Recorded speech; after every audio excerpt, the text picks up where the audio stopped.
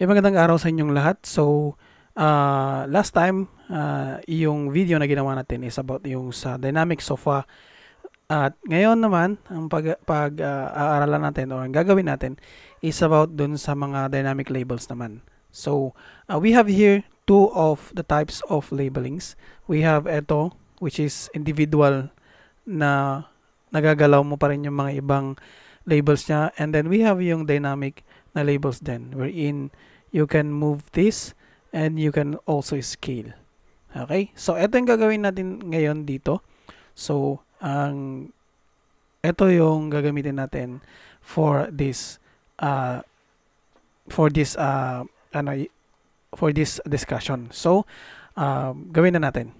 So, click lang natin tong una para makapaggawa tayo ng drawing natin. And then, ang gagawin natin is gawa tayo ng circle. Yung circle natin, gawin natin siyang nasa 100 yung ano niya, diameter niya. So, 50 yung radius niya. And then, maglalagay tayo ng line dito. So, line here from there. So, F8 nyo para maging ortho. And kahit gano'ng kahaba, pwede lang naman yan. And then, click here and then, dito sa center nito. And then, papuntang ganun. Bahala na kayo kung gano'n siya kahaba. Sabihin natin 100 din. Yan. Okay, pero sobrang haba yata. So, babaan natin ng nasa, yan, 70. Okay? And then, etong dalawa na to, kailangan natin silang i-bold or mas makapal. So, palitan natin siya. At least nasa 50 mm yan. And then, itong isa, i-trim natin to and then stretch natin to. Para hiwalay siya dito. Okay? Para maggawa natin siyang 50 mm. Yan. And then, kung hindi nyo nakikita na hindi mo naman nagpapalit yung kanyang line weight, click nyo lang tong line weight display na to. Yan. Lalabas yan. Okay? So, for now, pwede na tayong gumawa ng ating dynamic block. So, click nyo lahat yan and then key in nyo yung B and then space bar.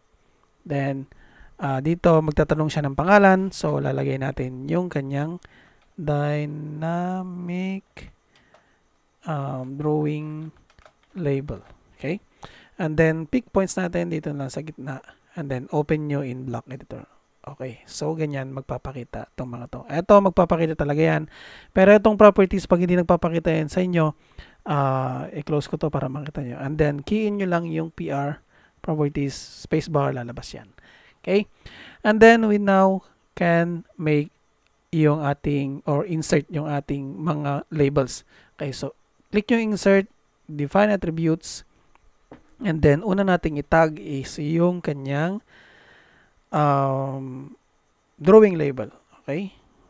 Caps lock natin, drawing label. So, hindi ko siya nilagyan ng spacebar kasi mag-error yan later on. And then, yung prompt natin, lagyan natin enter drawing label. Okay? Yung dito sa default, dito pwede na yung kanyang spacebar. Yan. So, left yung justification natin and then yung text style natin. So, wala pa tayong text style na nagagawa. So, ganyan na lang muna, annotative, and then hayaan nyo lang muna dyan. Then, click OK, and then, ilagay natin siya. So, ang liit, di ba? So, ngayon, para ma-edit natin yan, gawa tayo ng kanyang text style. So, punta na tayo dito sa annotate, and then, click nyo tong dito sa may text, standard na yan, and then, manage text styles. Okay, and then, from there, gawa tayo ng new, sabihin natin, gawa tayo ng 50 na size, kasi 50 yung dito. Click, and then, palitan natin ng Flux Architect. Okay, yan. And then, yung height niya, of course, kung 50 yung nilagay mo na pangalan doon, ganun kasi yung paggawa ko minsan para hindi ako mawala. So, 50 din yung height, and then, yung width factor niya, lagi akong gumagamit ng 0.75. Okay, click, apply, and then, gawa ulit tayo kasi kailangan natin ng tatlo. So, another one will be yung 30, and then, palitan mo lang ng 32, and then, apply. Then, new again, kailangan din natin ng 20 na size ng letters. 20, okay. And then, palitan natin tong height, 20, apply, close. Okay, eto, pwede natin tong palitan ng kanyang mga attributes or yung text attributes niya. So, palitan natin to ng text style na 50. Yan. So, nag-iba yung ating drawing label. Okay? And then, we insert again yung ating define attributes. Okay, dito naman yung ating scale.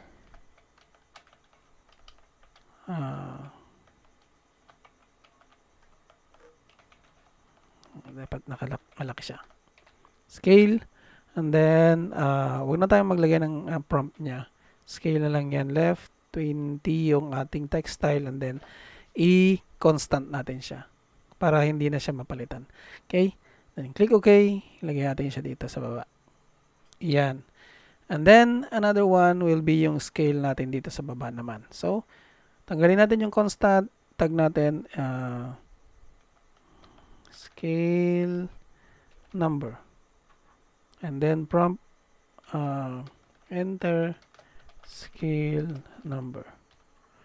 And then, dito is scale scale number. Yan. And then, yung justification natin will be dapat right siya. Right? And then, text style natin, annotative, and then click. Okay. And then, dito naman siya. Yan. Move natin siya dito sa may side dito.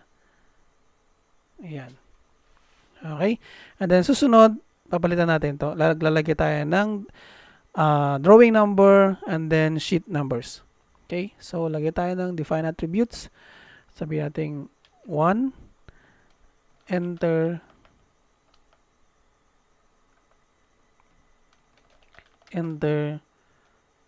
drawing number. Okay. Mali.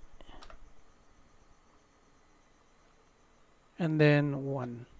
And then ito lalagay natin is middle center, and then text style niya will be 30, and then click OK. Then lalagay natin dito. So move nyo na lang siya pag hindi siya nagsa-center. F8 nyo para hindi mag-ortho. Yan. Then gawa ulit tayo ng isa. So dito naman lagay natin A na lang muna, and then enter sheet. Okay, and then A, and then middle center yung justification 30. Okay, so lagyan natin dito, then move natin to. Yan. Then define attributes ulit, lagyan natin 1, and then prompt enter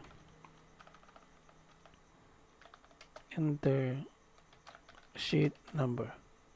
Okay, and then 1, and then middle center, and then 30, click OK. So lagyan natin dito, then move nyo na lang to. Okay, so tapos na yung ating paggawa ng ating mga define mga attributes. Ang gagawin naman natin ngayon yung katulad nung na move at na-scale kanina. So from there, gawa tayo dito sa parameters, click natin tong linear, click natin yung dito papunta doon, and then taas natin ganyan. Then another one, lagay tayo ng base point natin. Itong base point na yan para ma-move nyo siya, and then click here. Okay, and then another one, linear, dito naman sa baba papunta doon, tapos dito. Okay, and then click nyo to, click nyo silang dalawa, and then right click nyo, palitan natin siya ng number of grips dito sa my properties, lagyan natin ng 1 para mag-isa lang yung grips nya pababa saka pa side na ganun. Okay, and then gagawa tayo ng actions natin. So stretch, click nyo itong distance 1 yan, and then click nyo yung kanyang parameter point, and then gawa kayo ng inyong frame, and then select natin to, and then deselect natin tong drawing label, shift natin, and then click yan para hindi siya mag-move later on. Okay, and then space. So pag lumabas to, okay na siya. And then next is dito naman i-scale natin to para itong hatakin natin maglalaki siya. So click natin dun distance 2, and then select na tayo ng objects nyo. Select all nyo na lang. Then space. Okay, so meron na yon. And then ang gagawin natin, test natin siya. Test block. Okay. Then from here, ito dapat nagmo-move yun. Okay, limbawa, palitan natin siya. Ito, pwede nyo palitan dito sa my properties. Itong drawing label na yan, sabihin natin front elevation. Okay, and then scale number niya is 1:100 meters. Okay, malit na M. Lagyan natin. And then drawing number 2 and then sheet number architectural 3. Okay, yan yung lagay natin. Okay, so napalitan na sila lahat. So pwede natin silang i-move na ganon para magpantay siya doon sa ating scale. And then kung gusto nyo siyang palakihin or scale, ganito lang, i-drag nyo lang siyang ganon. Okay, saka kung pwede nyo siyang i-copy, click nyo tong base point niya, and then specify nyo dito sa baba etong copy. So makakopy nyo siya ng madami and mapapalitan nyo siya. So ganon yung advantages ng ating dynamic blocks na ganito. So close natin to. And then, kung nakikita nyo nagbabago yan, i-regen nyo lang, RE. Regen space, yan. Ganyan siya. Okay, so tapos na yung ating dynamic block na drawing label. And then, close natin yan. And then, save natin ito. So, makikita nyo, hindi na naman siya nagpapakita. Delete lang natin to. And then, insert natin dito sa may insert block. Yan. And then, yan na yan. Okay, and then, lagyan natin, okay lang muna yan. Ganyan yan. And then, ituturo ko sa inyo kung paano siya gagamitin at ilalagay dito sa may view tab natin and then tool palettes. Kasi itong mga to is meron na siyang nandito. Okay, sabi natin itong drawing title na to. So, drag and drop natin dito. Meron siyang ganito. So, ilagay din natin dito. So, paano natin siya malalagay? I-delete natin to. I-move natin to. Okay. I-save muna natin siya. Okay, Control S. And then, nandito na kasi ako dun sa may, So, lagi nyo tandaan kung saan nyo siya i-save at saka, para mas mahanap nyo siya na mas madali later on.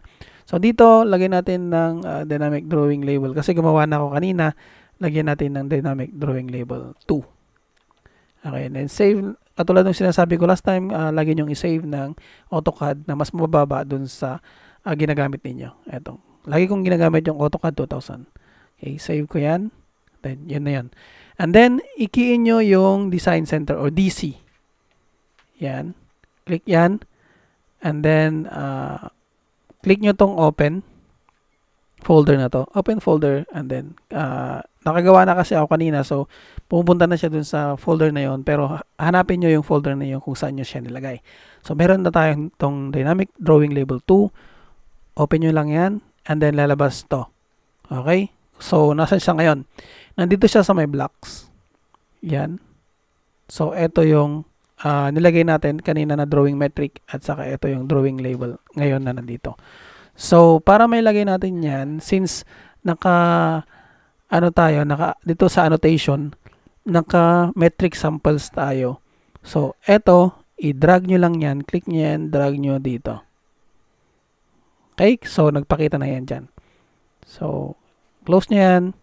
Then, magpakita dyan, pwede nyo nang i-drag and drop dito. Yan. And then, magtatanong siya, okay lang yan. And drag and drop here. Okay lang yan. Okay, and then, another one here, pwede natin lagyan. Ayan. Okay, kung papalitan nyo siya, click nyo lang to, punta ka ng properties. Dito, sabi natin, front elevation. Okay, scale niya is 1:75 meter. Okay, and then drawing number A1A. Okay lang yan. Okay. So, hindi siya tumatapat doon. Move nyo lang to pag ganun. Ayan. Okay. So, ganun yung ating paggawa ng mga drawing labels. So, hanggang doon na lang muna. Salamat sa pakikinig.